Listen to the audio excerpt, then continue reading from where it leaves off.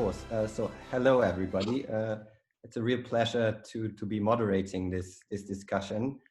We have five outstanding speakers, and I'm an academic. I'm a research group leader at the Max Planck Institute for the Study of Societies.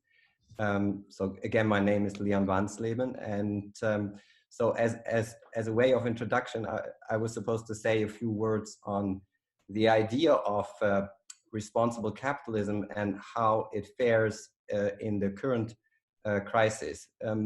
As you might know, the idea of responsible capitalism got a major boost last summer when the American Business Roundtable, for the first time in its history, turned away from shareholder orientation to endorse a stakeholder approach. And in its statement, US corporate leaders, all the big major US company leaders stated the idea of this approach by saying that the purpose of corporations was to generate jobs, good jobs, strong and sustainable economy, innovation, a healthy environment, and economic opportunities for all. And that each stakeholder should be essential for the corporation, not just the shareholders. And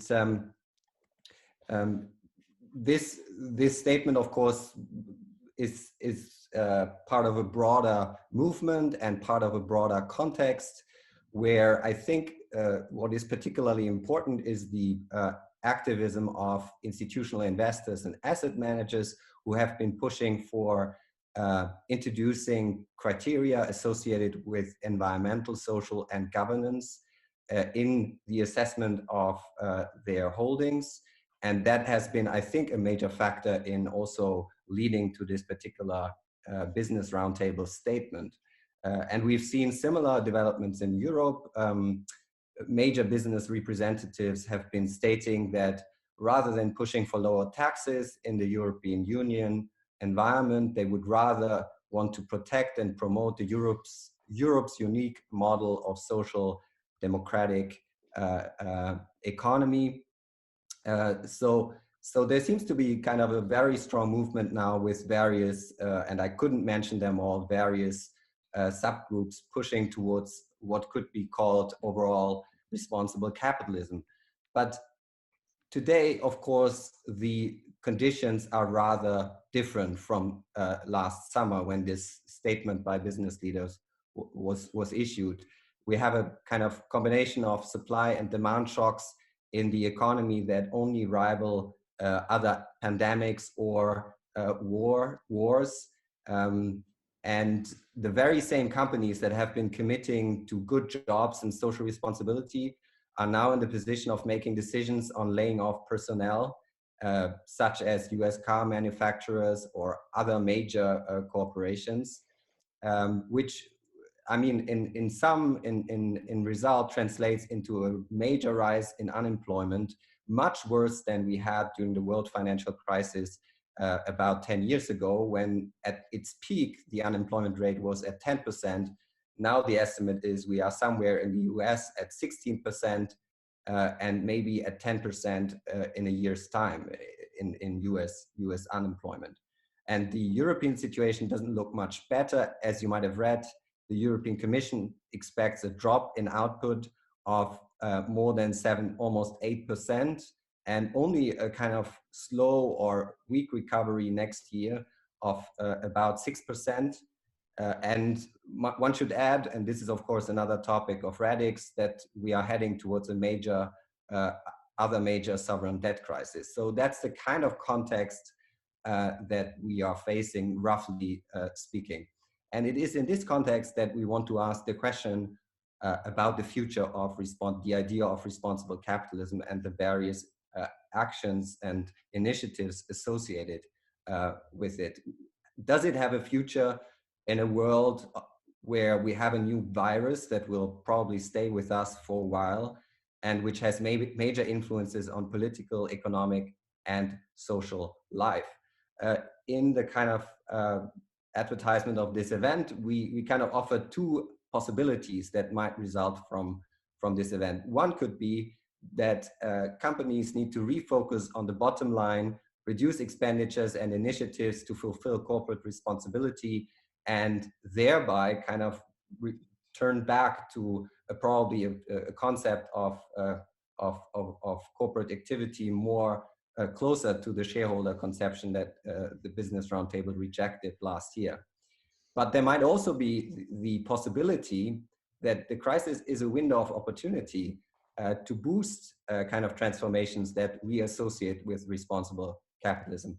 After all, it seems clear that the issue of resilience and systemic risk has become much more important, that corporations need to account for and reckon with a more unstable environment in which they have to make contributions to stabilize their own contexts of activities. And that might mean also strengthening the social communities around them, so that there might also be an opportunity here in this crisis. And this is the kind of questions we want to pose to our panel. So our first speaker is Petri Hofstee. And Petri is in the boards of so many companies. I couldn't possibly mention them all here because we would run out of time. In her various roles, she's worked for companies that are very committed to environmental, social, and governance issues, as well as those that perhaps are less so. And so this very broad experience gives us the opportunity to ask her what her perception and her assessment is of how the corporate world responds to COVID-19 with regards to these issues of ESG, that is environmental, social, and governance. Petri? I've unmuted. Thank you, Leon.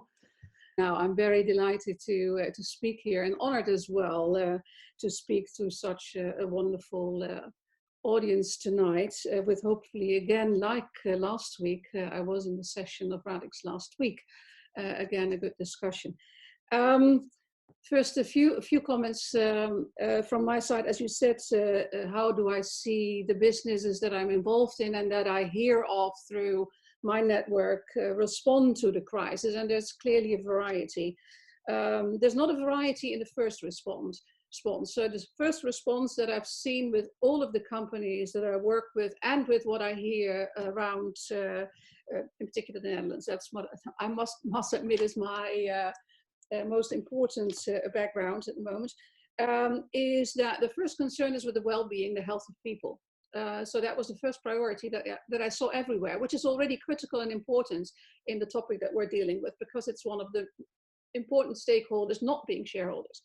And then, of course, second come business continuity. How can we, in a lockdown situation, remotely continue our business? And where remotely is not possible, how can we do that in a healthy, a secure way for those people that need to continue? And there I was surprised with the speed and the creativity and the agility with which both people and organizations responded. Then next, of course, also the business impact, the whole chain of suppliers to customers. Where is the impact? Do I get my supplies? Can I actually produce? And are the clients able to take my products? Will they take my products? Etc. And then the financial impact, of course, with all of the macroeconomic scenarios developing again and again in the past few weeks. I've seen more scenarios in a few weeks than I've seen in a whole year, basically, and coming from everywhere, all of the companies doing in that respect what they need to do. Then what is interesting actually is that some of the companies that I see and that I work with also have, as part of their crisis management organization, deliberately already put in place a work stream that deals with the stakeholder community and deals with the stakeholders of the company as well as the community. And from the start, initiatives that relate to the community that they work in, as well as looking into healthcare issues and trying to supply people into hospitals, etc. So quite a number of initiatives that I've seen with a number of companies. However, interestingly enough, some companies already have immediately, as part of their work stream, started to think of what does this do to our stakeholders, our broader stakeholders, and the broader community. Then, what are the key positives that I've seen from what is developing at the moment? The level of communication to stakeholders, but in particular the level of communication to employees, to staff, to manager, from management to staff, from staff to manager, has gone up tremendously. And it's interesting that every meeting actually in the past week started with, how are you doing? Are you healthy? And are you doing okay? And I think that's very good and a positive that the communication level between people and between a variety of people is increasing is good. Then the resilience of people, in a way, not their financial resilience and not the financial resilience of companies as much as there is resilience in the response, in the quickness of the response, and that's the other thing, the creativity of the response, as well as the way in which a number of the developments that had maybe already started are now being speeding up, and in particular around digitalization, a lot is happening. But clearly not also positives. What I also see is exhaustion, with continuous crisis management, with continuous being in meetings like the ones we're having now, which are far more intense and far more energy taking than what this will bring energy, but it is also draining in terms of energy in another way as well. So the always on burnout risk that we are seeing, and actually that will have an impact in society. Having to be always on, no work-life balance, because that is all the same. That is all in the same room, all in the same house that you're in. I think will have, and in particular if this continues, an impact on individuals as well as on society. So what do I see as emerging lessons? I already mentioned, and you mentioned, Leon, as well, the resilience. I expect and see an emphasis on the resilience both of individual people, and then the individuals, that is on their financial level, but also on the level of interest in education, interest in wanting to change, interest in needing to change and needing and requiring education. And then on the organization level, similarly, a higher interest and emphasis on the resilience, on the solvency, on the financial side of the organization, as well as on risk management and governance. Basically, in a way, what we've seen post-financial crisis, last crisis in the financial services industry, where that was more emphasized, I expect that to be broader throughout. Then trust. Interestingly, what we see is that with people working remotely, it requires a lot of trust. You need to trust people. You need to trust people to do the right thing. You need to trust people to work in teams and to actually work, do their jobs. And it's interesting how you see that in that way, that we just need to have a higher level of trust, rather than having tight controls of being continuously present and seeing and wanting to see everything. Of course, with data developments, we can do a lot of working around controls as well. However, trust, I think, is key, and it's key also to see how we can preserve that. So what I think on the organizational level, I see as a threat through the organizations is that, to the extent and how the crisis is addressed, basically, and to which extent these companies continue to be a responsible company, depends very much on actually the values and the purposes that were present already when the companies went into the crisis. So the example of the company that has from the start a working team on stakeholder management, on what can we do for and should we do for the community, of course was a company where ESG, where responsible business, was already important. clearly there's another side. Leon, you mentioned it, there is another side. If you're in a survival mode, then there's only one thing that matters for being able to be there tomorrow, and that is having sufficient financial means. So having cash, having liquidity. And with that emphasis on cash, on liquidity, I also see that as a result of that, there is a risk, and I see the risks happening of short-termism, clear. And I think that is where spending cuts are needed, there people laying off people will happen. It is going to happen. It depends also on the depth and on the length of this crisis, very much the extent to which we will see this happening. And I think that is also where the investor community plays a very critical role, and also who the investors are going to be. And let me try to come to an end, and then maybe we'll pick up on a few other things later on. But I think here the investor community is key, and what the investor communities that provide the financing and the means to the companies that are in financial difficulty, what they are demanding. And there, of course, it's going to be very critical whether the rescuers of a company in temporary stress situations are going to be private equity firms looking for short-term profits, or whether they're going to be responsible investors, or whether they're going to be governments with bailing out in certain sectors and having a clear view and a good vision on what and how they would like that company to develop. I think there's a lot more to say about that, and probably that will come up later in the discussion. Let me finish off by saying that I think very much that it is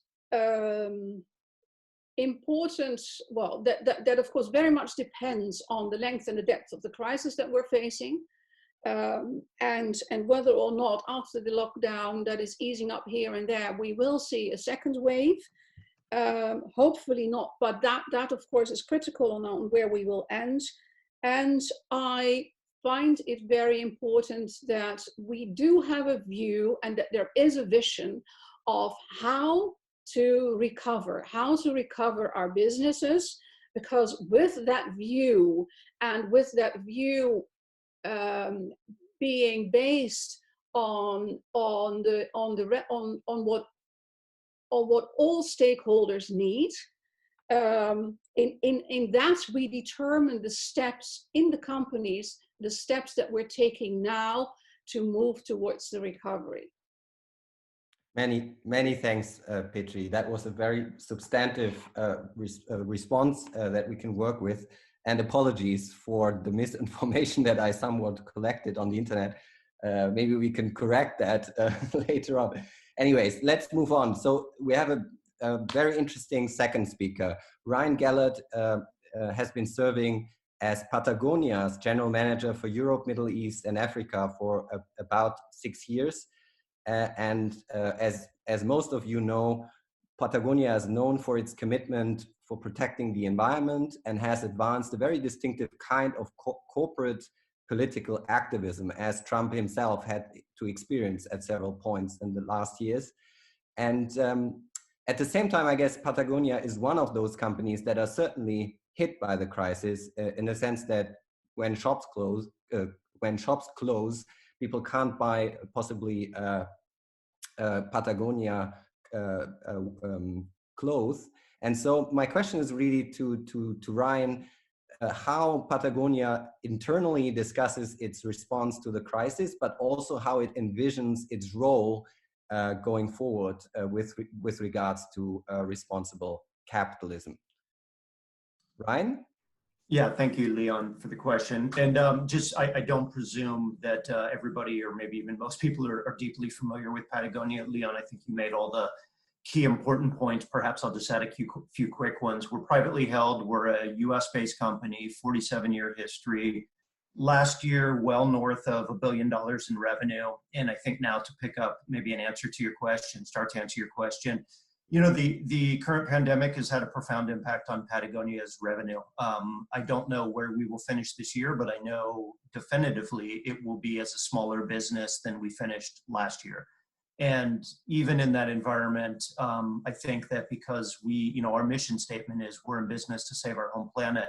And that's not a marketing tagline. That's really why we're in business. Our ambition is to be in business 100 years from now on a living planet with healthy customers. And so we are trying to our very best to think very long term. And in this current environment, we have to deal with all of the same economic realities and pressures that other businesses are experiencing. And so I think to your question of how do we balance these things and what's the plan forward, I think how we balance them is a real deep commitment to the things that stack up to allow us to feel like we're making some small, modest contribution to the overall health of the planet.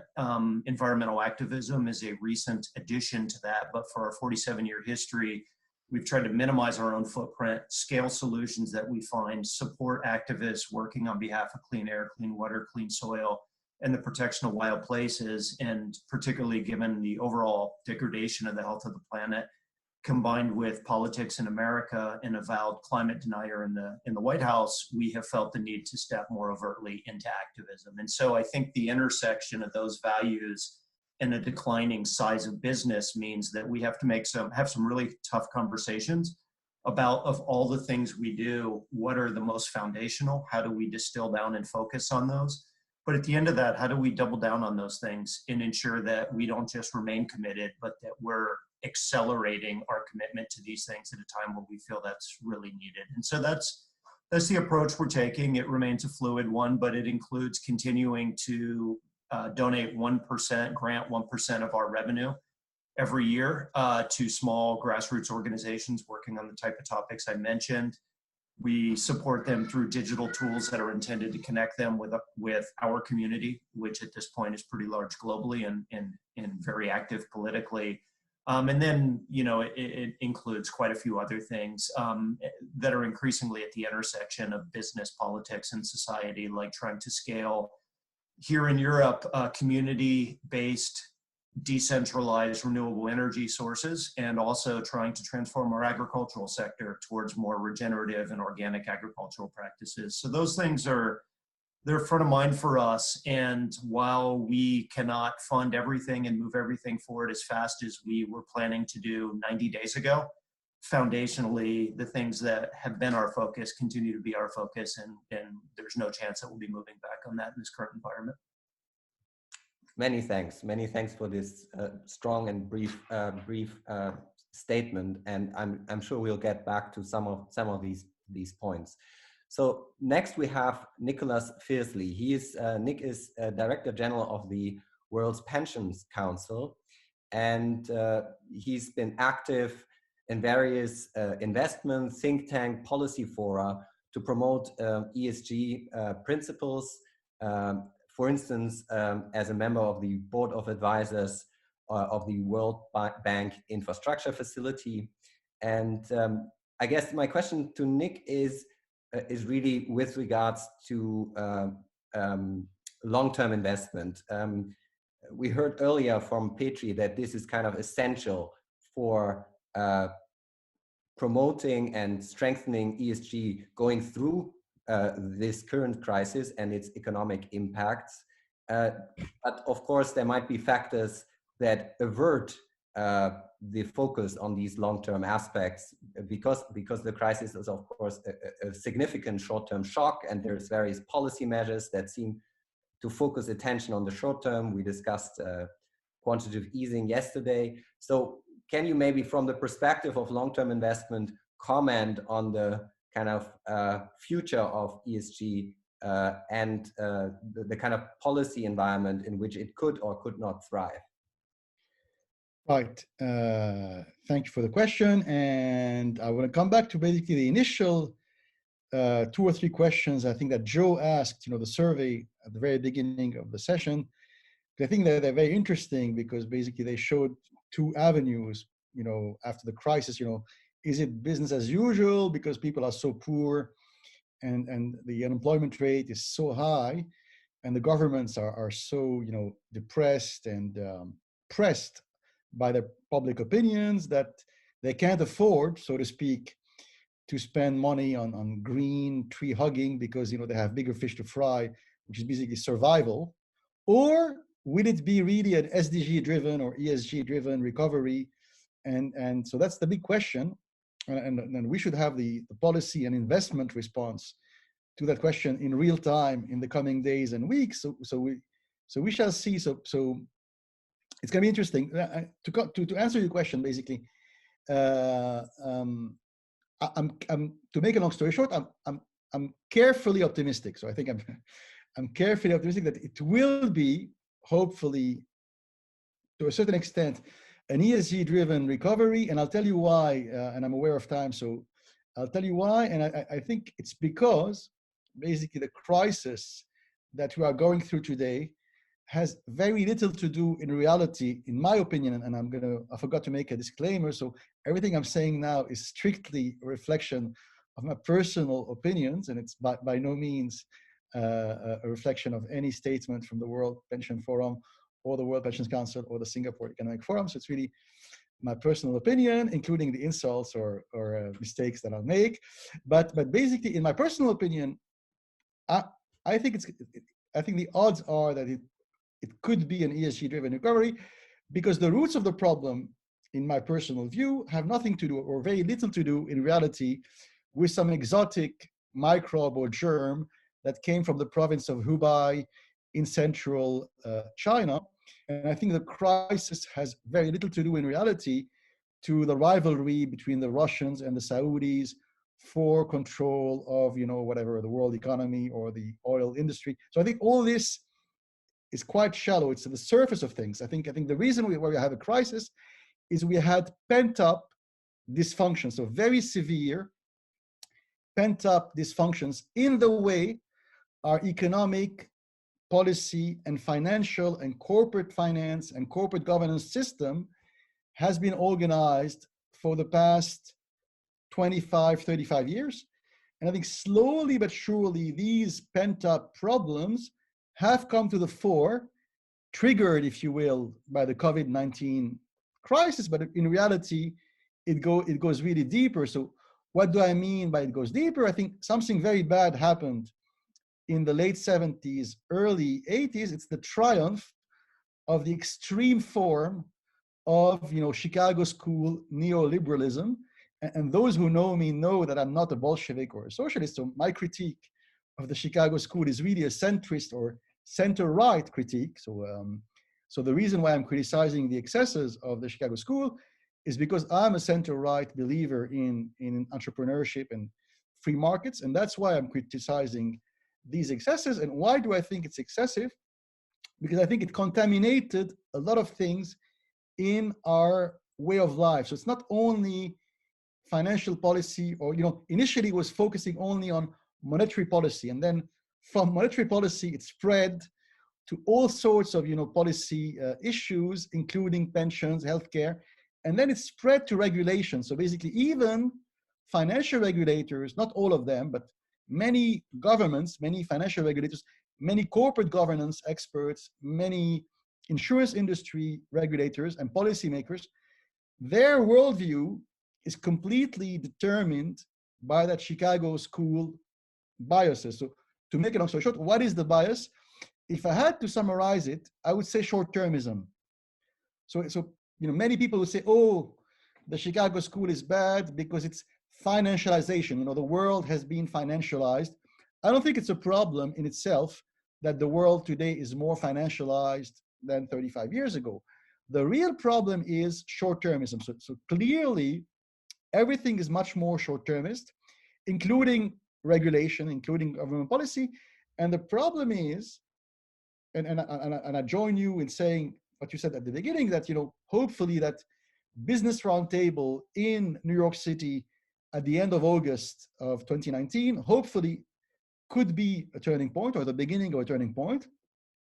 But the idea that relentlessly every quarter the CEOs and the CFOs and the COOs of all the companies in the world, large and small, have to focus relentlessly on maximizing quarterly net earnings, So it's not even shareholder value, because shareholder value is a vague concept. So it's net earnings. And so this is really the textbook definition of that Chicago school. And until August of 2019, if you met with the Business Roundtable, the fine flower of Wall Street or American CEOs, if you talk to them until July of 2019, anything other than that was really anathema. So they started to change in August. I think it's only the beginning, and it's a good beginning. And then now we have the COVID-19 or the crisis, right? So, and that crisis is, from what we're hearing, signals. So those people who met, on Wall Street like 7 months ago, now in the past 2-3 months with the current financial crisis, many of them are doubling down and they're saying, oh, we want more ESG, more SDG. So it's good. It's good. Part of it is PR and marketing. Part of it is true and sincere. And I think it's great if we, as think tanks, policy thinkers, civil society, board members, corporate governance experts, if we, in the coming weeks, really tell them, fantastic, we love what you're saying on Wall Street, but show us the goods or show us the money. So I think it's a good time to really, really accompany them and help them steer more capital towards ESG-driven investment. And the same is true of governments. The same is true of regulators. They're saying that they're greener than thou, and that they all want the green recovery, especially in Europe and Canada and Asia. So let's hope it's true, and let's really keep the pressure in the coming months to make it truly an ESG-driven rebirth or renaissance. What a beautiful statement. Thank you so much. I'm sure people will respond to that positively, maybe with skepticism, whatever. Many thanks, Nick. So we quickly turn to our next speaker, Gail Clintworth. Gail held several significant managerial roles in Unilever, the company she worked for 28 years.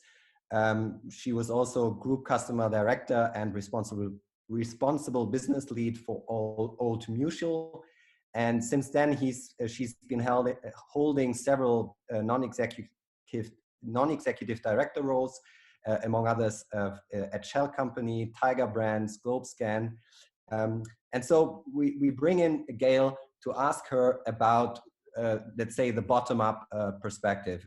It is clear that the virus and the protective countermeasures that have been introduced are a kind of shock to everyday life around the globe and in various forms for those depending on day wages in India as much as for people in Switzerland, where I'm sitting now. Their daily routines are disrupted and have changed. Social interactions have changed or been reduced. Consumption patterns have also changed. And so the question I want to ask Gail is really whether the crisis could accelerate changes in attitudes and behaviors amongst citizens and consumers, for instance, towards more local consumption, more environmental consciousness in your activities, or whether the crisis is rather a return to more basic pressing problems that somewhat maybe contradict these developments towards environmental consciousness, which admittedly was always maybe primarily a concern for the more well-off rather than the day wage workers in India. So Gail, thank you, Leon. The word is yours. That's great, thank you. So again, disclaimer, if anyone knew what's actually going to happen, they'd be very, very wealthy today. So let me just put that as a caveat to anything I'm going to say. I mean, the first thing I'd like to say is just an opinion I have. And it's actually a quote from someone who wrote a poem. It says, "They say we're at war. I think we're falling in love with the human race." They say we're at war. I think we are falling in love with the human race.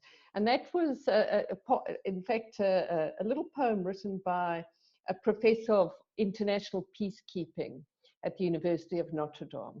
And why I've specifically focused on that is I'm speaking, I guess, on behalf of people who are consumers and voters and all of us.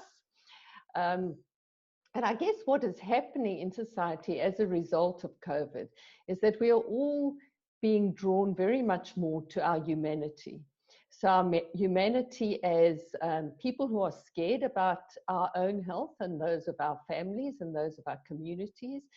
Secondly, people who are concerned about our own personal economic stability, that of our communities and that of our countries.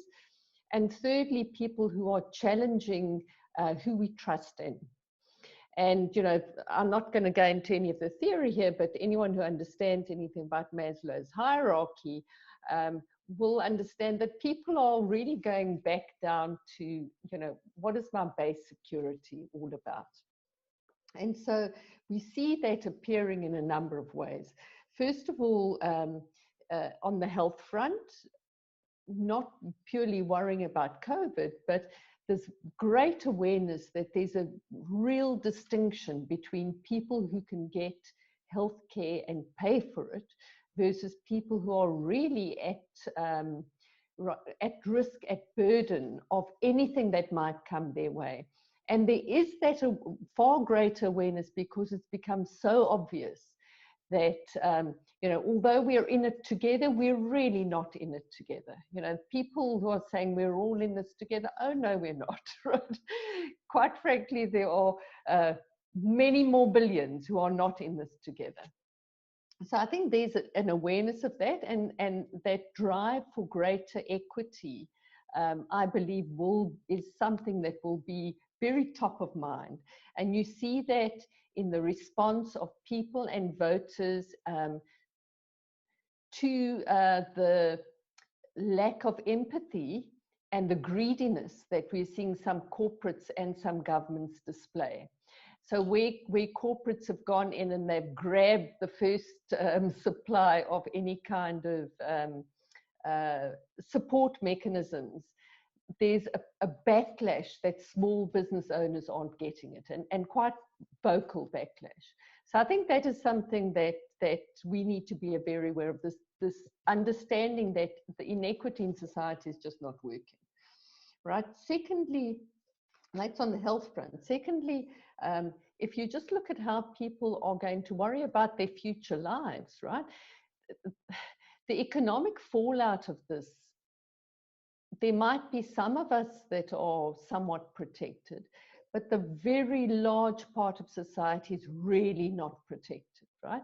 So whether we are talking about in India and Africa, you are going to lose your job, or you might not be able to even travel to get to a job, or if you're going, you can't get home from where you were employed, and if you go home, are you ever going to be able to afford to come back again, right? So the real concern about what's going to happen after this is very significant. And, you know, I sometimes think to myself, I'm saying, is this going to be an ESG-driven recovery?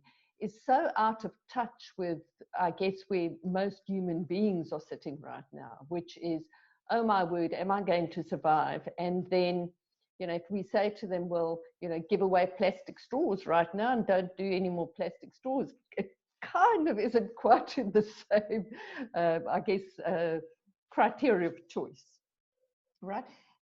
But what are some of the real positives that I think are happening that could drive a lot of what we're talking about? So first of all, this awareness that there's something out of balance in the world. And, you know, whoever knows where this came from, you know, did it come from wet markets? Did it come from wherever? This going back to community, going back to nature, I think is something that is quite deeply being driven from within. And I've been listening to lots of these meditations that are online at the moment, that everyone, and all of them are talking about, right, we need to get back in touch with our source. And I'm pretty sure that there'll be some of that coming through. So that's pretty good. And then the online and e-commerce movement, where suddenly we're going to get far more people that not only discover using e-commerce and using online mechanisms in order to do their day-to-day business. But, you know, I was talking with one of the companies I'm on the board of, who is actually a supplier to Patagonia. So they're the largest South Asian apparel manufacturer. And, you know, they were saying in India, where previously getting goods out, so lingerie goods out, was virtually impossible to second-tier cities.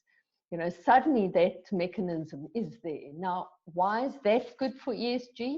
Because we know that in some ways, if we can crack the Amazons, etc., of this world, and we can crack the logistics, in some ways we might actually be able to manage our footprint a little bit better. And then lastly, I'd just like to talk about, you know, where I think perhaps in policy we might be able to grab hold of some of these movements in what people think. So the first is, even before COVID made its ugly appearance, and I want to refer to GlobeScan, which is a wonderful organization that I'm fortunate to chair. Even before that, they do a lot of research. And what we were seeing, that in terms of trust, right, scientists and NGOs are really top of the pops. 25 countries, 1,000 people surveyed in each country. Scientists and NGOs, top of the pops in terms of who we trust. I would imagine that post this, that's going to be even greater significance. The worst are businesses, governments, and the media. Now, depending on how people are responding to this crisis, I think we're going to see some kind of shift in that. Hopefully, the good responsible citizens as companies will have a better response and get even more confident for their push towards responsible capitalism. Secondly, what was really clear is that everybody wants to make the right choices, right? Virtually everyone. So 64% of people around the world want to make the right choices. In a healthy and sustainable living study that they've recently done, you know, 54% of people around the world want to make the right choices. But in the 16 to 24-year-old bracket, 64% want to make the right choices. The main reason that they say they can't is because of a perceived cost of doing that, right? And they're saying, well, the cost is an issue that governments and businesses should sort out. Now, will post-COVID help with that? Well, you know, who knows? The one thing that I always look for the positive, right? The one thing that I was going towards was, what I see happening in a lot of the companies that I'm working with is waste is coming out. Waste is falling out, right? So, you know, where you had something in your portfolio that you're going, well, let's hang on and see and don't. Well, actually, that's not happening anymore. You are being drastic in the way you cut waste out. And you're probably finding that throughout society, which is good, because if we can then take that space in terms of cost and waste, and I'm not only talking about waste in the environmental waste side, I'm talking about waste just generally in business processes, and direct it towards more responsible activities. That's really good. So, yeah, I guess what I'm saying is I've got great hope. Whatever we do, though, we mustn't think this is a moment in time, because this marathon we're running is actually a long marathon. And this happens to be one station that we've kind of had a little bit of a hiccup on, but there's a much longer road to go. So thank you. Thank you so much, Gail. I think on that point, you seem to agree with Nick, and I'm sure we are going to come back to that. Last but not least, we have Alexander Renoy-Khan as one among our speakers. Alexander is an academic, and he holds a position as Professor of Economics at University of Amsterdam. But he's also very much active in the policy and political world. He was chairman of the Dutch Employers Association. He was president of the Economic Advisory Council for the Dutch Parliament. and he was also himself member of the Dutch Senate. For Alexander, I have basically two questions. One would be whether he, as an academic, I guess he has a kind of intellectual way of approaching this on a very principled level, whether he sees that the pandemic could strengthen the case for responsible capitalism or weaken it structurally. So that's the kind of way in which he sees the pandemic and its possible effects. And the second, of course, is realistically what policy responses we might expect and the ways in which companies would feel supported or not in their attempt to strengthen ESG as part of their strategies. Alexander, are you with us? I think so. Oh, can you hear me? Cool. Yeah, it works. Okay. Well, thank you very much for that nice introduction and for the invitation to speak on this topic that is very dear to my heart, and I think to many people's hearts by now. I think many of us would agree, as Joe said at the beginning, that capitalism is ready for reform. In fact, it urgently requires reform, and I think many people would also view the current crisis as further evidence to that effect. And we can, of course, debate the real causes of this crisis. I was intrigued by Nick's theory. Frankly, I think it's a little bit too much credit to neoliberalism. But whatever the reason might be, there is certainly evidence of capitalism straining at the seams. And COVID-19, to me at least, demonstrates once again the fragility and the vulnerability of our system as it stands, exacerbated by increasing imbalances between humans and the nature and environment that is around us. And that combination is an increasingly complex and toxic mix. So responsible capitalism is a very attractive catchphrase to view as a possible goal from now onwards. I would say that responsive capitalism will be the first step in the right direction, a system that at least responds to the concerns that it witnesses. And at the end of the day, respectable capitalism might be there for all of us to gain and enjoy.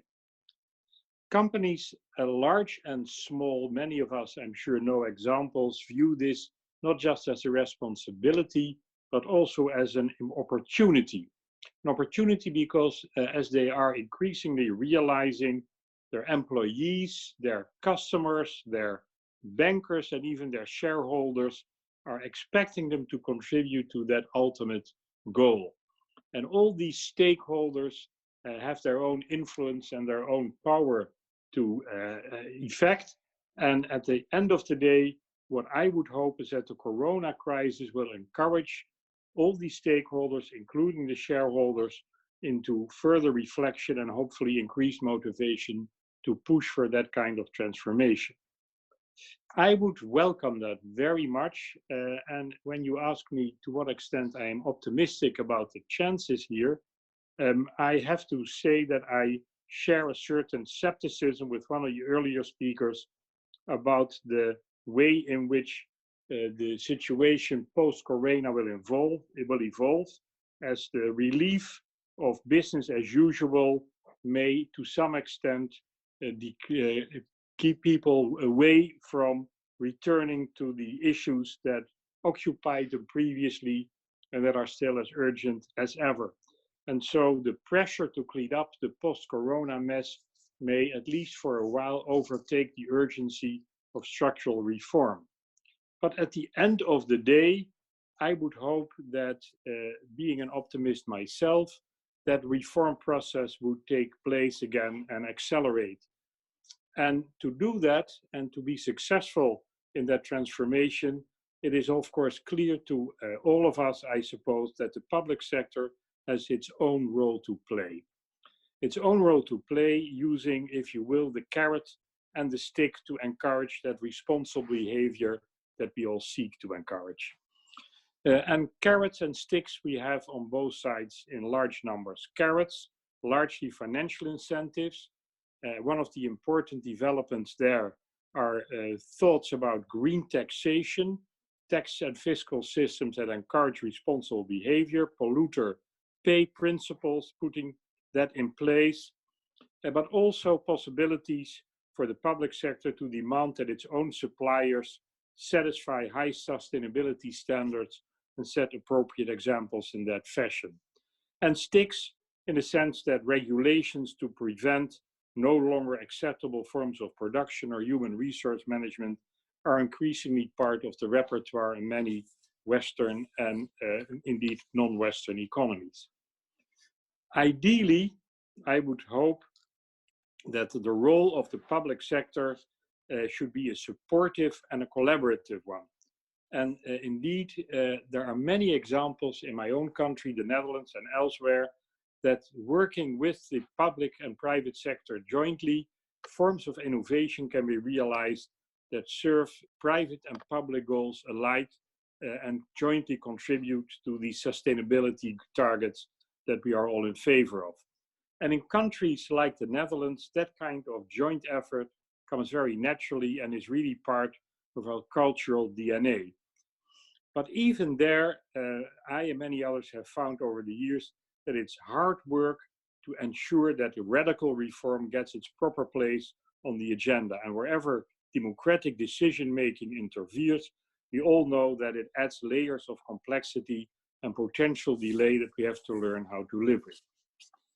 I'm still optimistic, and one of the reasons I'm optimistic is in a development that some of the earlier speakers referred to, which is the global support that is now being extended to the SDGs, the Sustainable Development Goals that the United Nations propose and have adopted. The United Nations initiative that follows in the footsteps of the earlier Millennium Goals that have been surprisingly successful and that are different in the sense that the business community is now fully involved in implementing them and realizing them.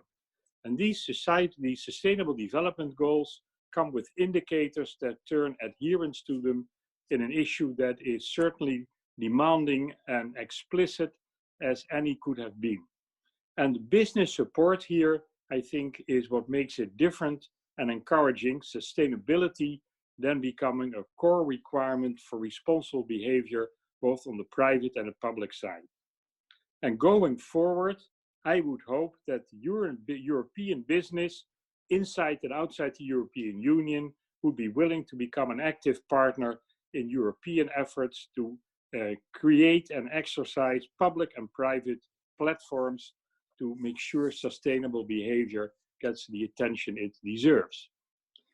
One of the big challenges I feel post-corona will be to come to terms with how we want to extend globalization going forward.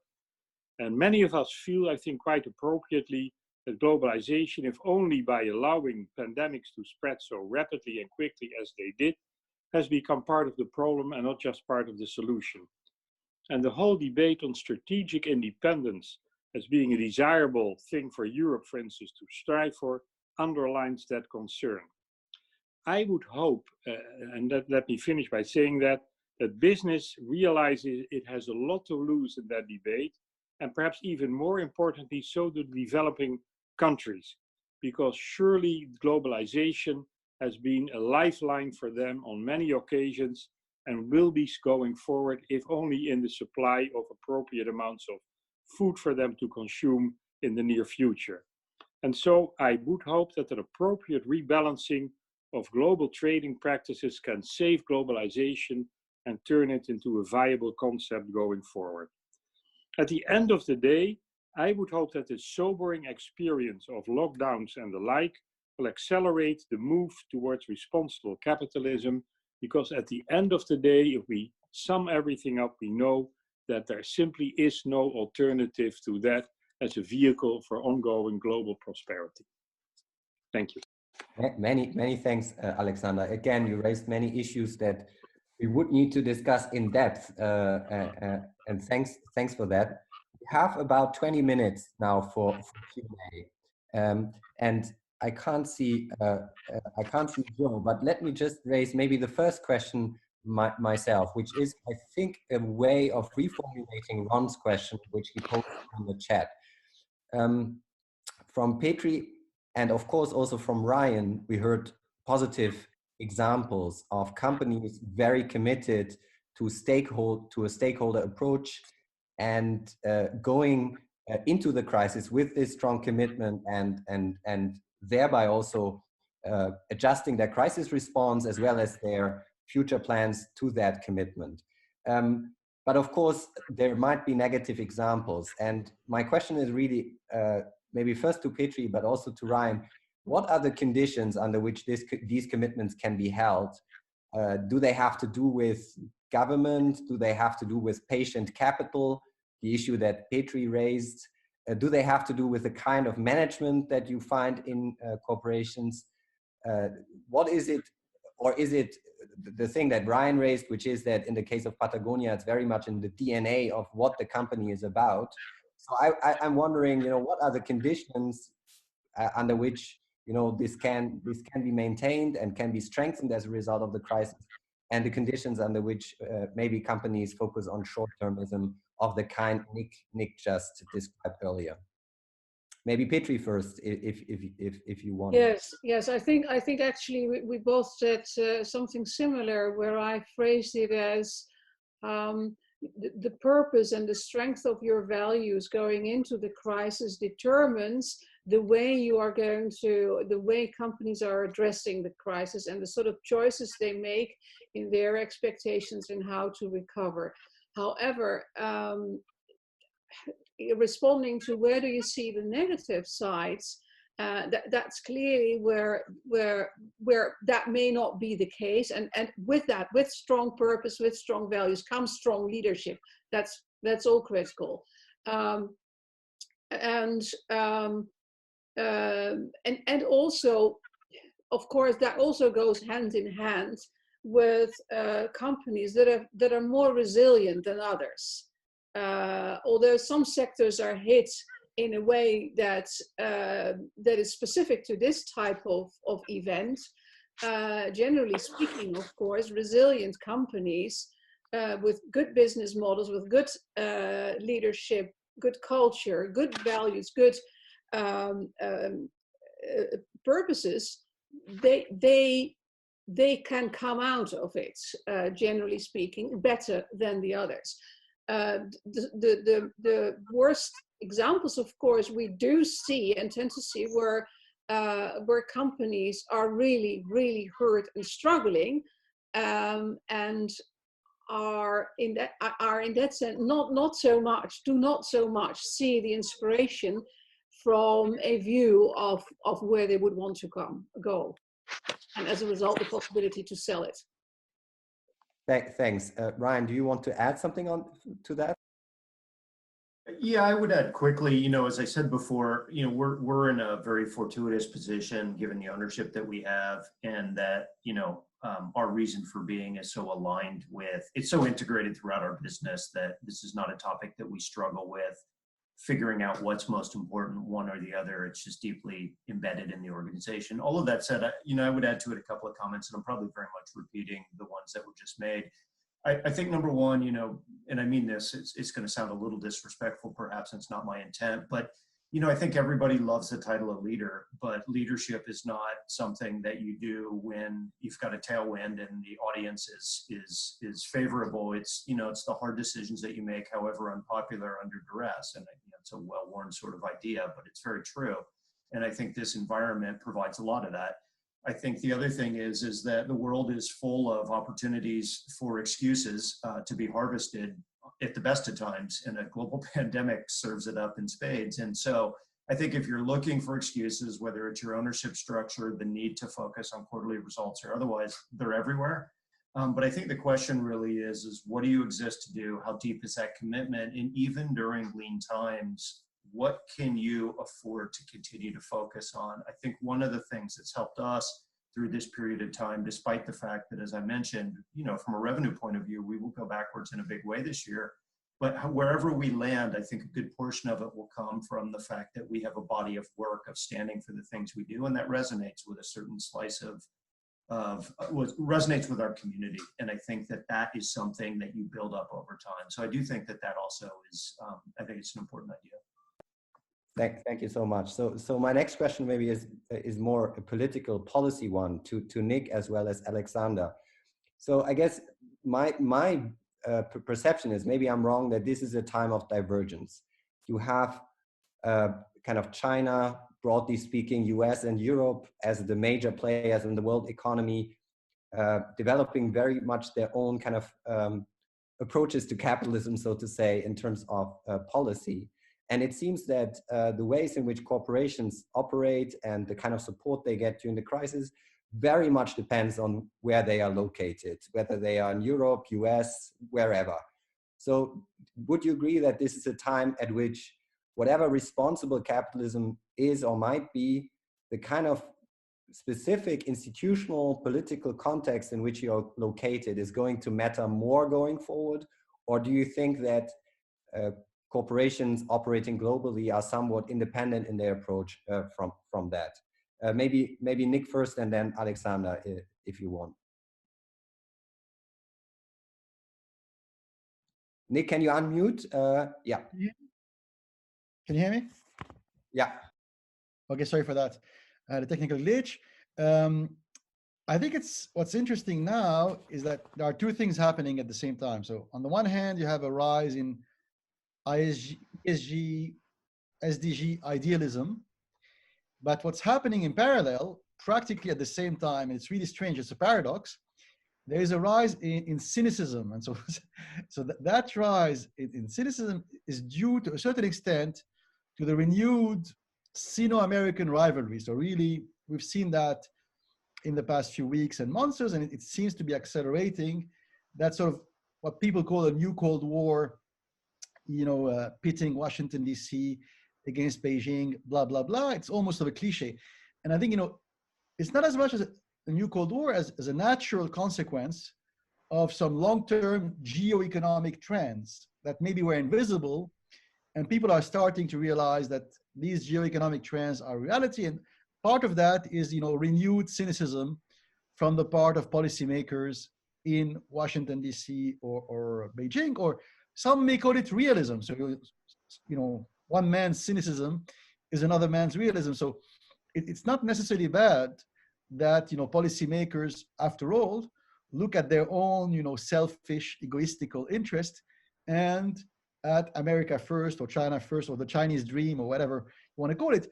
So the thing is, at least, it brings clarity to the system. But what's interesting to, I guess, the analyst is to see that rise in sort of nationalist, egoistical feelings happening at the same time as the rise in SDG, ESG idealism from a large part of civil society and companies. So how can we reconcile them? So how can they both happen at the same time, right?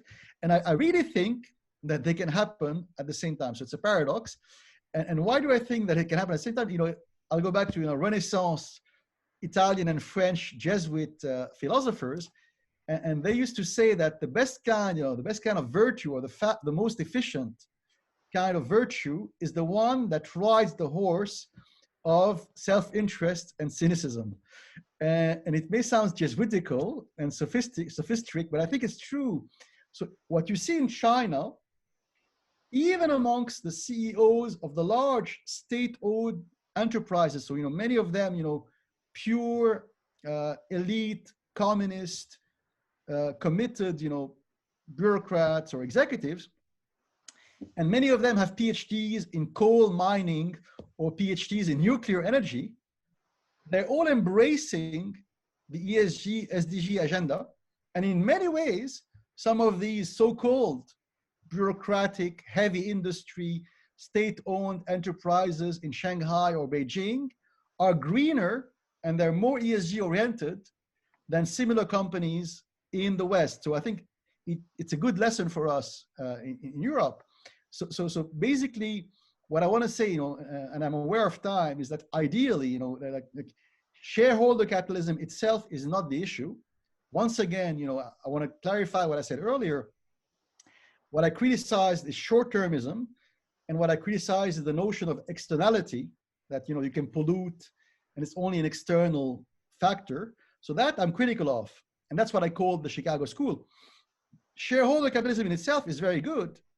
And you know, Andrew Carnegie, who is the symbol, who was the symbol of the Scottish American robber baron, right? The cynical Andrew Carnegie. Today, he would probably invest a lot of money in renewable energy and green infrastructure, not because he likes to hug trees, but it's a very, very smart thing to do from a purely self-interested financial perspective. So I think, that's the hope, is that, in a way, many of the cynics will join the ESG or SDG bandwagon out of self-interest, if not because they want to hug trees. So that's, my ray of hope or concluding line. Okay. Many thanks. Alexander, do you want to comment briefly on this? That I agree with all these assessments about shareholder capitalism, but what I do agree is that the world political scene is changing quite rapidly, and that we see traditional leaders, the United States first and foremost, falter and fail in the natural role that was entrusted to them, and that they, for whatever reason, do not seem to be able to take up right now. And as bad as that is, we've been through this before, and on previous occasions, as well as on this one. I feel that it also creates an opportunity and perhaps a responsibility for the business community that does not necessarily seek to take over that role, but that I think will be more or less forced by circumstance to consider it seriously. The example that I'm thinking of was in the early 90s, when the European integration process also failed because of poor political leadership. And then the European business community took it upon themselves to push for it very, very strongly and encourage Jacques Delors, the then European president, to take up that call. And as the result of that, at the end of the day, European integration, it created a huge opportunity for the business community itself and for the political communities behind it. And right now, I think we may be living through a similar period. And so I would hope that, for instance, through that vehicle of the SDGs, the business community can work and unite behind these big structural themes and view it as opportunities for new forms of collaboration between public and private structure players, structure powers, to work together for goals that make global sense. And if the political leaders fail to carry out that message effectively, then private leaders have to step in and do better than they did. And that is what we may be seeing the first signs of, and that we might see more of post-corona if circumstances permit. Many thanks.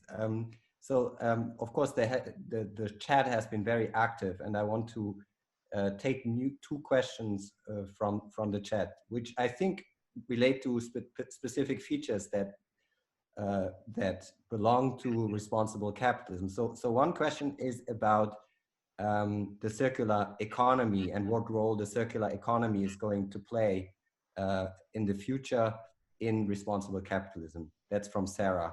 And then Ismail Ertürk, another fellow, senior fellow from Radix, asks whether we should see the emergence of new corporate forms, new forms of ownership as a result of the corona crisis and going forward.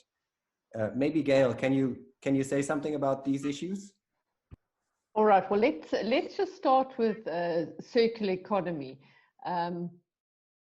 Absolutely critical, right? And why is that? Because at the end of the day... Sorry, can you turn on your video, Gail? Oh, okay. You want to see me too? There we go. Absolutely critical, because what we know in circular economy, and let's think about this beyond just taking a material and keeping it in circulation forever, is the most critical benefit of circular economy is cost saving.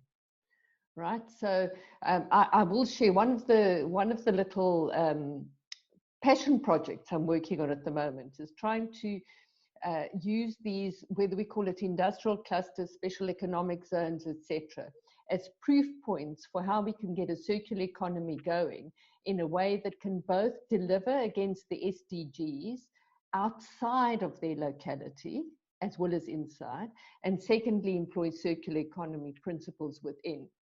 And to try and use an example, probably look at the Dutch Food Valley, or look at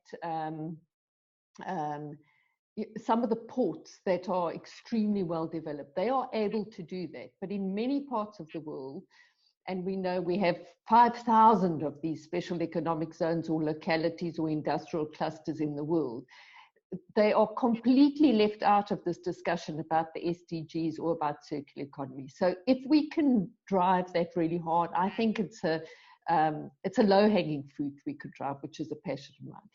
The second thought around, I guess, how much can be driven individually versus how much needs to be driven by legislation. We need it all, right? So of course we need legislation. Of course you need the guidelines. Of course you need that. I mean, I have to tell you, like many of you, I've been trying to work within business for my whole life, trying to use business as a drive for what just makes common sense to deliver against society's needs. And, sometimes I get extremely disillusioned, particularly when I go through my bookcase. And I was actually showing some of my sons today, some of the, I've got The End of Poverty as We Know It, The Future of Capitalism, the WWF case studies. I have got reports and books that have been written for the last, 25 years. Right? It drives me mad. So we need the legislation, of course we do. But we also need to get us all working on trying to make some real things happen out there. So yes, we need legislation, but we all need to basically get moving into action. Thanks, Gail. That was a very nice note to end. I'll pass on to Joe because we just have 5 minutes left. And I'm not sure whether we can take one more question or whether you want to rather run another survey, Joe. Why don't we take one more question and then we'll run the polls. Do you have one from the chat? Yes. So there's plenty of commentary here. Mainly about globalization, that Gail has raised, that globalization should not be about squeezing your suppliers to leave them with just 2 cents on the dollar. And that's one of the perversions of the modern version of globalization, that it's not about comparative advantage anymore, it's about cost cutting. And Ismail, I think, made some comments about the fact that these certain mindset and approach to life is inculcated from young ages by MBA, in MBA students and whatever. That I think is starting to change. But one question from Richard is whether any significant and a significant pace progress along all of this is really possible without regulatory or other government intervention. Shall we pass this to Alexander for a final comment, and then you can formulate it in this fashion? It's almost a rhetorical question, and the answer is obviously no.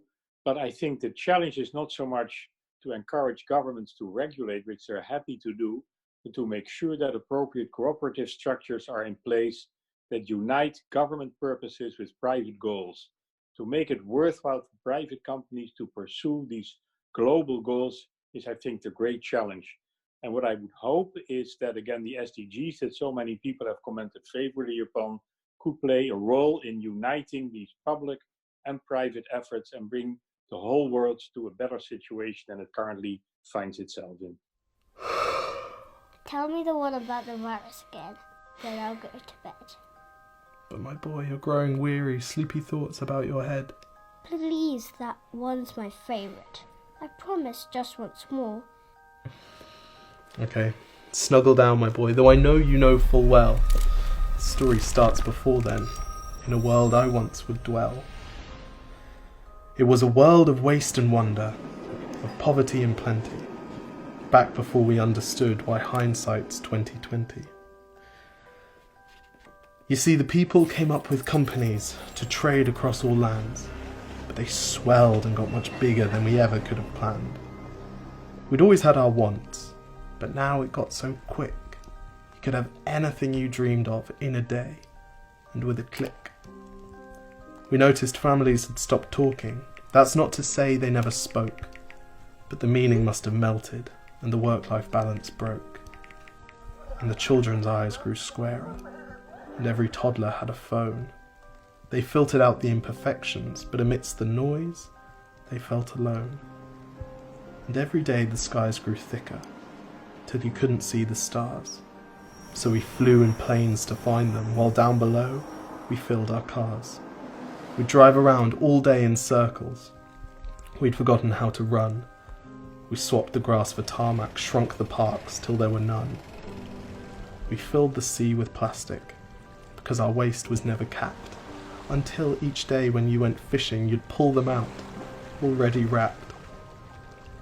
And while we drank and smoked and gambled, our leaders taught us why. It's best to not upset the lobbies. More convenient to die.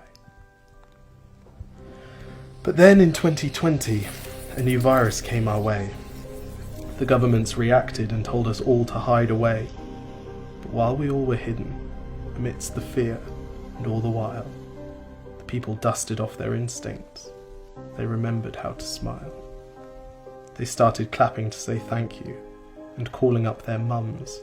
And while the car keys gathered dust, they would look forward to their runs. And with the skies less full of voyagers, the earth began to breathe, and the beaches bore new wildlife that scuttled off into the seas. Some people started dancing, some were singing, some were baking. We'd grown so used to bad news, but some good news was in the making. And so when we found the cure, and were allowed to go outside, we all preferred the world we found to the one we'd left behind. Old habits became extinct, and they made way for the new, and every simple act of kindness was now given its due. But why did it take a virus to bring the people back together? Well, sometimes you've got to get sick, my boy, before you start feeling better. Now lie down and dream of tomorrow, and all the things that we can do. And who knows, if you dream hard enough, maybe some of them will come true. We now call it the Great Realization. And yes, since then there have been many. But that's the story of how it started, and why hindsight's 2020.